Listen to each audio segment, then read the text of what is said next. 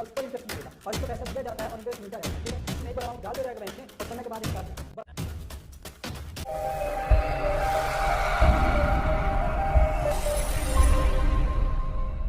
Hello friends, कैसे हैं आप लोग। उम्मीद कर रहा हूँ सभी लोग अच्छे होंगे और पढ़ाई कर रहे होंगे। आज हम इकोनॉमिक्स सब्जेक्ट शुरू करने जा रहे हैं और इसका पहला लेक्चर होगा आज के लिए। इसमें आप लोगों को पहले ये बता दूं, क्लास को स्टार्ट करने से पहले जो भी हम टॉपिक कवर करेंगे वो किसी एक एग्ज़ाम को टारगेट न करते हुए जितने भी एग्ज़ाम्स हैं, वनडे एग्ज़ाम्स हों, स्टेट पीसीएस हो या यूपीएससी हो, जिसमें भी इकोनॉमिक्स के क्वेश्चन बनते होंगे उन सब क्वेश्चंस को आप टैकल कर पाएंगे। इस तरह से हम सारी चीज़ों को लेकर के चलेंगे। एकदम बेसिक से, ज़ीरो से भी एकदम माइनस से स्टार्ट करेंगे और एडवांस लेवल तक जाएंगे।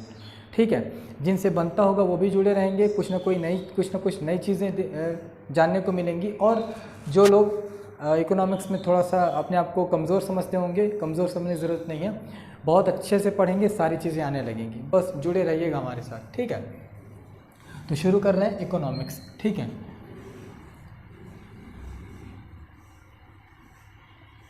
इकोनॉमिक्स, ठीक है, हिंदी में कहते हैं अर्थशास्त्र। ठीक, सबसे पहले इकोनॉमिक्स के बारे में देखते हैं।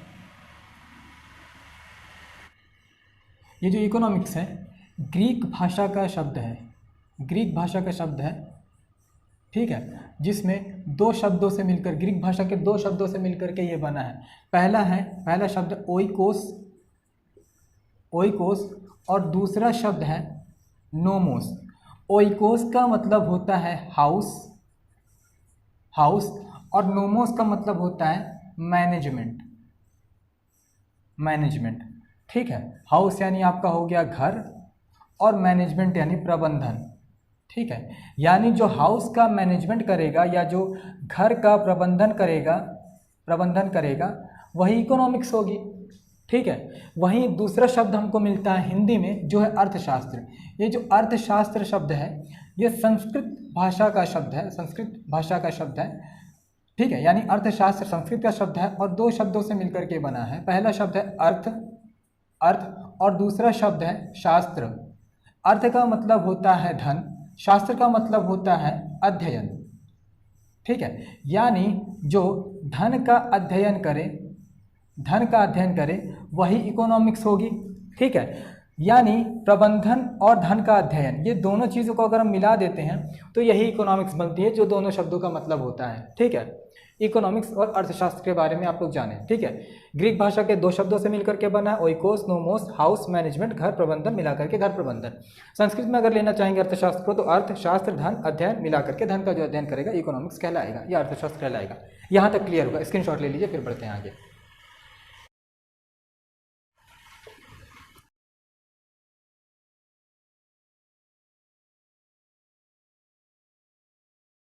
तो इकोनॉमिक्स या अर्थशास्त्र, यहाँ से शुरुआत कर रहे हैं हम लोग। ठीक है, देखिएगा ये जो इकोनॉमिक्स या अर्थशास्त्र है, अगर पूछा जाए किस ब्रांच से है तो ये है सोशल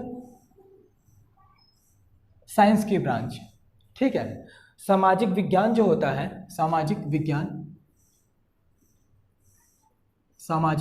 विज्ञान उस ग्रुप से ये बिलोंग करता है। सामाजिक विज्ञान में क्या क्या आता है, आपका राजनीति विज्ञान हो गया, आपका समाजशास्त्र हो गया, आपका ये खुद अर्थशास्त्र हो गया, भूगोल हो गया, ये सब क्या है, सामाजिक विज्ञान का एक पार्ट है। सामाजिक विज्ञान या सोशल साइंस की ब्रांच है। उसी ब्रांच में से एक ब्रांच है इकोनॉमिक्स की, पहली बात। दूसरा, इस इकोनॉमिक्स में आपको दोनों की क्वालिटीज़ मिल जाएंगी, आर्ट की भी और साइंस की भी। आर्ट क्या होता है, जो चेंजेबल होता है, जो कभी ना कभी चेंज, उसके जो फैक्ट्स होते हैं, कंसेप्ट होते हैं, ये आपस में अक्सर चेंज होते रहते हैं, या इन्हें चेंज करना आसान होता है। जबकि साइंस में ऐसा नहीं होता। साइंस में जो चीज़ें हैं वो बदलती नहीं है, या अगर रेयरली अगर कोई चीज़ बदल रही है तो उसका प्रोसेस जो होगा बहुत ही टफ होता है, आसानी से नहीं बदला जाता। तो ये जो इकोनॉमिक्स है दोनों का गुण लेकर के चलती है, दोनों की क्वालिटीज़ को अपने साथ कैरी करती है। देखेंगे आगे कब कब, क्योंकि इकोनॉमिक्स में कुछ ऐसी चीज़ें हैं जो चेंज होती रहती हैं, चेंज होती जाएंगी, कुछ ऐसे कंसेप्ट है जो चेंज नहीं होते हैं। यानी इकोनॉमिक्स आर्ट और साइंस दोनों को मिक्स लेकर के चलती है। ठीक है, अब आते हैं इसकी डिफिनेशन के बारे में या परिभाषा के बारे में। तो परिभाषा लिख रहा हूँ यहाँ पर, मानव की सभी सकारात्मक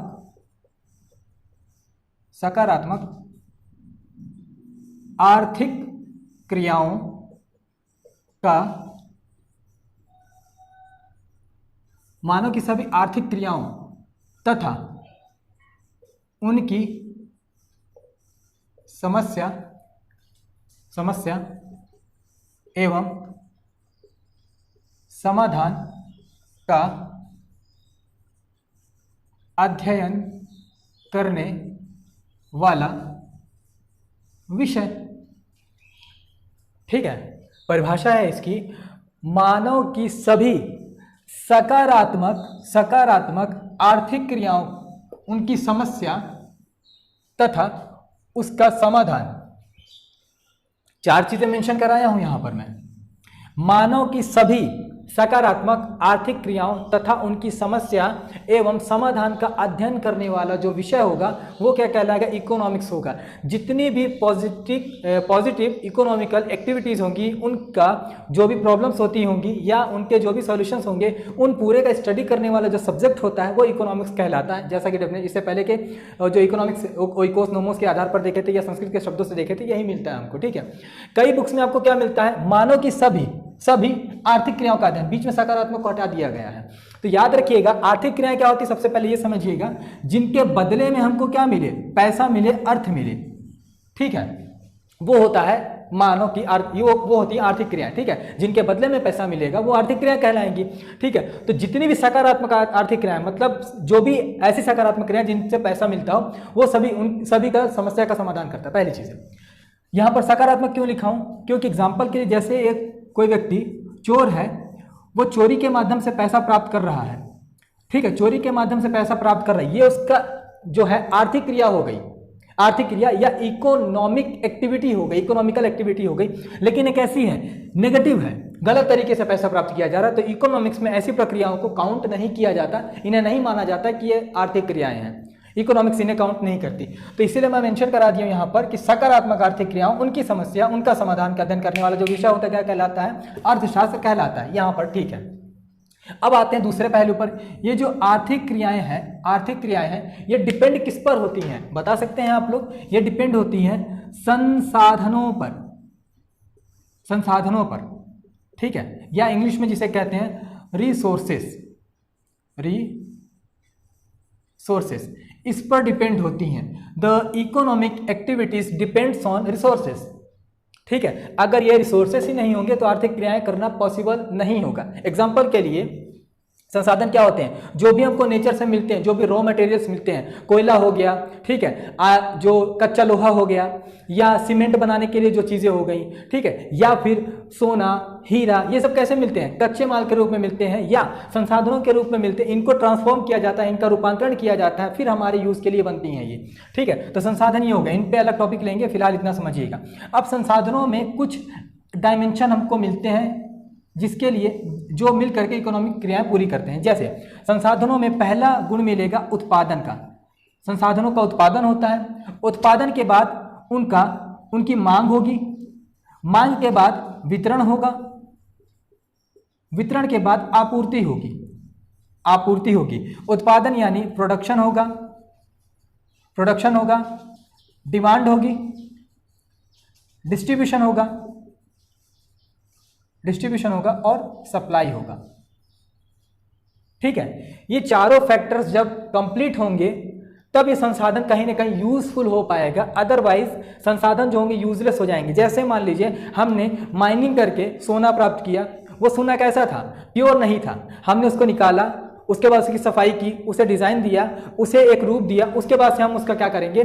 डिमांड के अनुसार उसका सप्लाई करेंगे और उसके बदले में पैसे प्राप्त करेंगे। मान लीजिए निकाल लिया गया, उसके बाद से इन सब का प्रयोग नहीं किया जाता, उसका उत्पादन नहीं किया जाता, रख दिया जाता है, तो संसाधन क्या हो गया? वेस्ट हो गया, यूजलेस हो गया।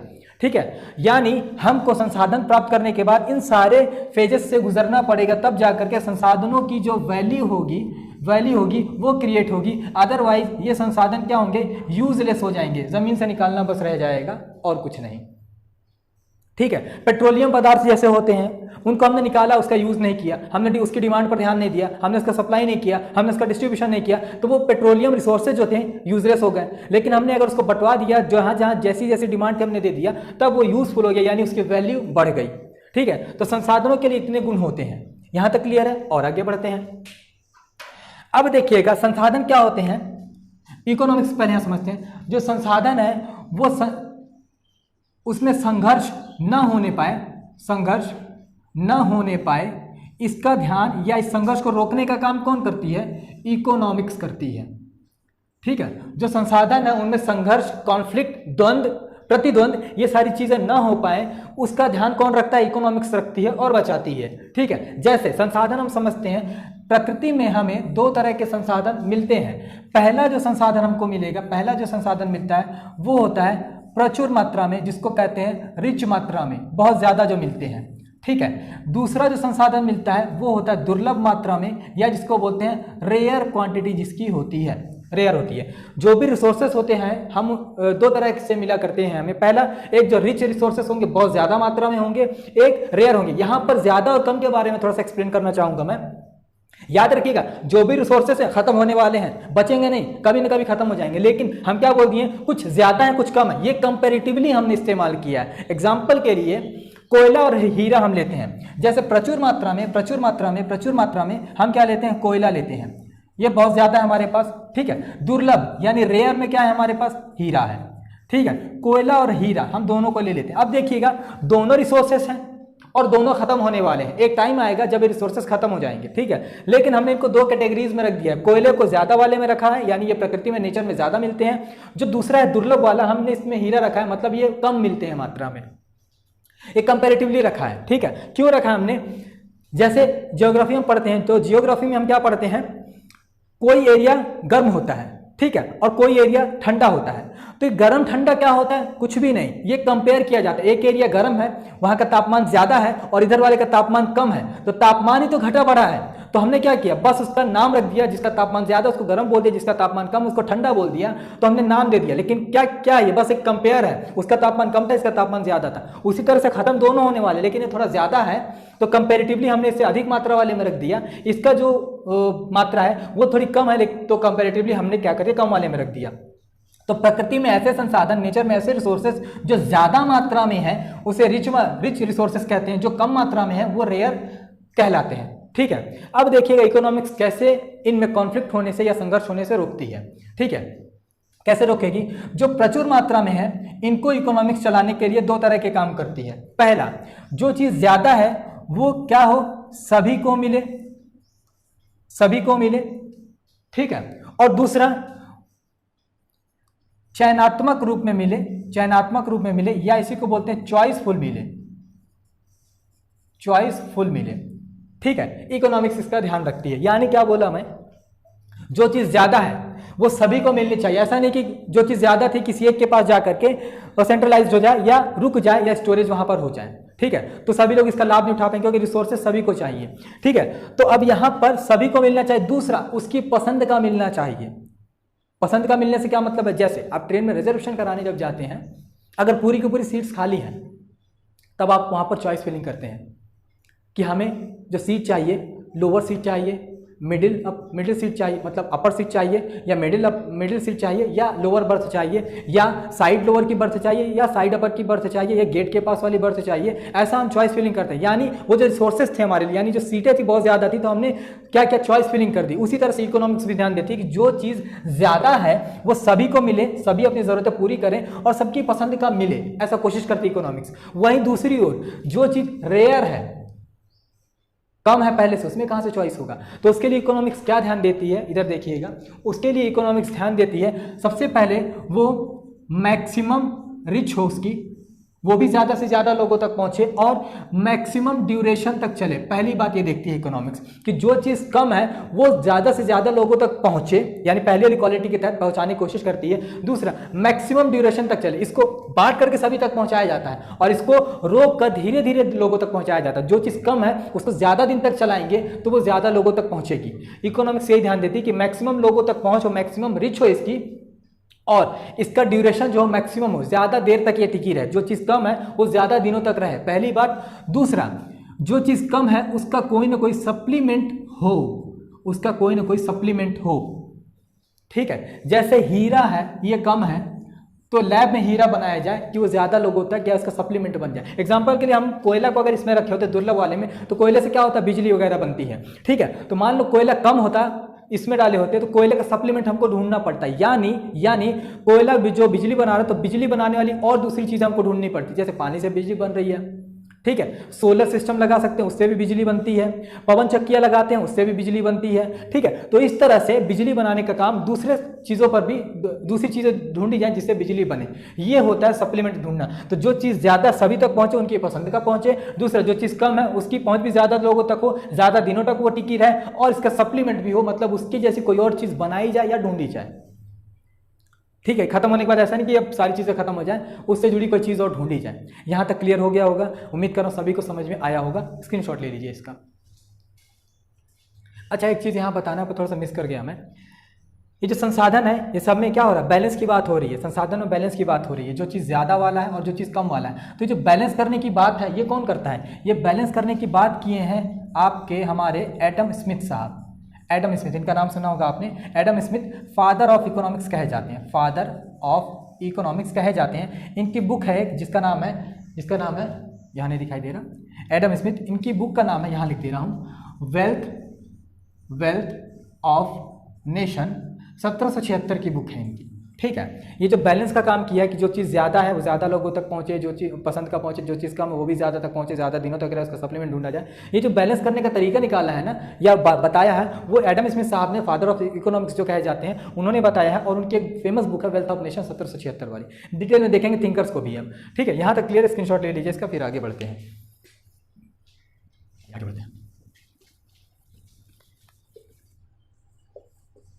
जो भी सीमित संसाधन है, क्योंकि संसाधन तो बढ़ने वाले नहीं है। जैसे हमारे पास लैंड है, ज़मीन है, संसाधन है, बढ़ने वाली है क्या? नहीं बढ़ेगी। सनलाइट है, बढ़ने वाला है क्या? पानी है क्या? बढ़ने वाला है? नहीं है, कुछ भी बढ़ने वाला नहीं है। तो जो संसाधन है वो सीमित है, और जो हमारी ज़रूरतें हैं, वो कैसी हैं? असीमित हैं। तो इकोनॉमिक्स की कलाकारी देखिएगा, यहाँ पर बहुत मजा आएगा। इकोनॉमिक्स को देखिएगा, सीमित संसाधनों से असीमित जरूरतों को जो पूरा करती है वही इकोनॉमिक्स है। कितनी बड़ी बात है, कितनी अच्छी बात है। कम चीजों से, देखिए क्या समझाना चाह रहा हूं, कम चीजों से ज्यादा जरूरतों को पूरा करने की जो कलाकारी है वो केवल इकोनॉमिक्स में है। यानी आपकी भाषा में कहना चाहूं तो जो कम में दम देने का काम कर रही कौन? इकोनॉमिक्स। यानी जो पैसा वसूल काम कर रही है, इकोनॉमिक्स कर रही है। साधन सीमित है, जरूरतें असीमित हैं, इन दोनों के बीच का जो बैलेंस कर रही है इकोनॉमिक्स कर रही है। किसी और में दम हो तो करके बताएं। इतनी बड़ी अर्थव्यवस्था चला रही, पूरे विश्व की अर्थव्यवस्था सीमित संसाधनों से कौन चला रहा है? इकोनॉमिक्स चला रही है। तो कम में दम दे रही है, पैसा वसूल काम कर रही है इकोनॉमिक्स आपकी। देखिएगा आगे बढ़ते हैं। बार बार संसाधन आ रहा है। संसाधनों का जो भी डायमेंशन बताया था, संसाधनों का मतलब उत्पादन हो, वितरण हो, चाहे मांग हो या सप्लाई हो, कुछ भी हो रहा है, ये करता कौन है? गवर्नमेंट, उससे जुड़ी अथॉरिटीज या उससे जुड़ी बॉडीज करती हैं। मतलब इन शॉर्ट सरकार करती है। संसाधनों का नियंत्रण, संसाधनों पर नियंत्रण किसका होता है?